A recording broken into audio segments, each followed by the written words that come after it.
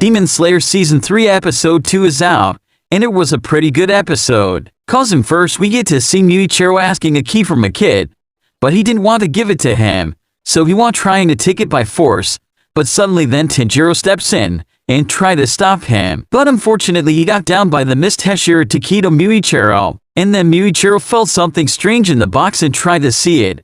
But Tanjiro stops him, and then Tanjiro tried to help the kid, but he refused. And then Muichiro told that kid that swordsmiths are not very skilled and they can't protect lives, and that's why they should stay in their limits and forge sword for us. But Tanjiro disagreed with his statement and said that there will be no use of a swordsman if swordsmith wouldn't forge a sword. And meanwhile Hagnezuka was also listening to them. But Muichiro got bored with his lecture and knocked him down. Later we get to see Hagnezuka plan to carry Tanjiro to the village, but Tanjiro was gonna wake up, so he ran away. But Tanjiro sit fast and asked the kid that he heard Hagnezuka's voice, but the kid said he didn't hear anything. Later the kid thanked Tanjiro for standing with him against the Hashira, and then Tanjiro asked the kid about the man-like thing, and the kid told him that it's a mechanical doll for combat skills practice, which can perform 108 moves. But suddenly we get to hear a sound of swords fighting, and then we get to see Muichiro fighting with the mechanical doll,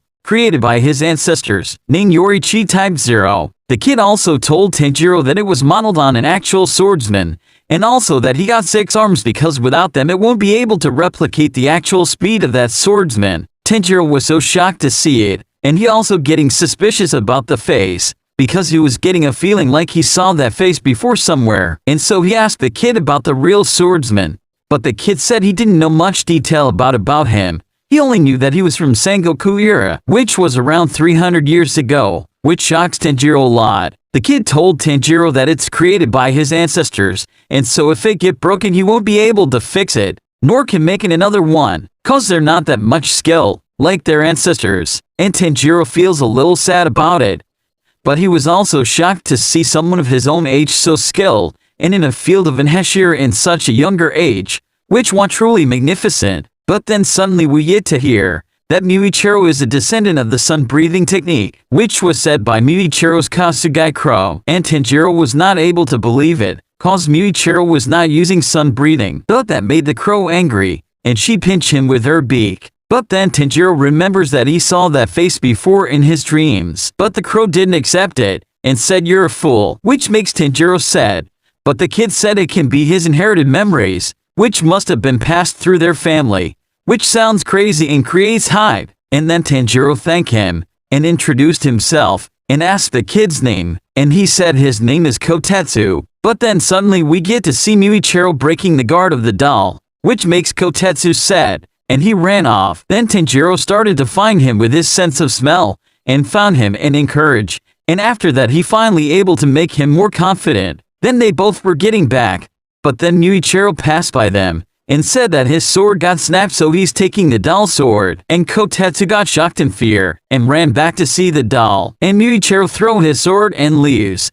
But what's more threatening Tanjiro was the crow, but later he run to see Kotetsu and finds the doll laying down on the ground. But Tanjiro comforts Kotetsu with belief, and help him to start the doll again, and luckily it worked, and Tanjiro got happy. But Kotetsu wants revenge from that Hashira, and told Tanjiro to start training from now on to get stronger to beat him. And the training started just after that. Tanjiro was training very hard, but can't able to keep up with the doll, even trying so hard. And that's why Kotetsu planned to not give Tanjiro food and water until he makes a hit on the doll. But even after that, Tanjiro was not getting results, and then he got passed out. Sure, he feels like he's dead and finds himself in heaven. But there he found something glowing blue inside the water, and soon after that he wake up with new ability of smell, and he able to dodge the attack, and land his first hit on the doll, which makes Kotetsu happy, and as a reward he give Tanjiro some food, which makes Tanjiro feels like in heaven. And on the third day, Tanjiro was now able to keep up with the doll, and then he was using his smell while fighting, and it was very quicker than the opening thread he always saw while battling. And with the help of it, he got an opening to land a hit. But he thought it would broke the doll.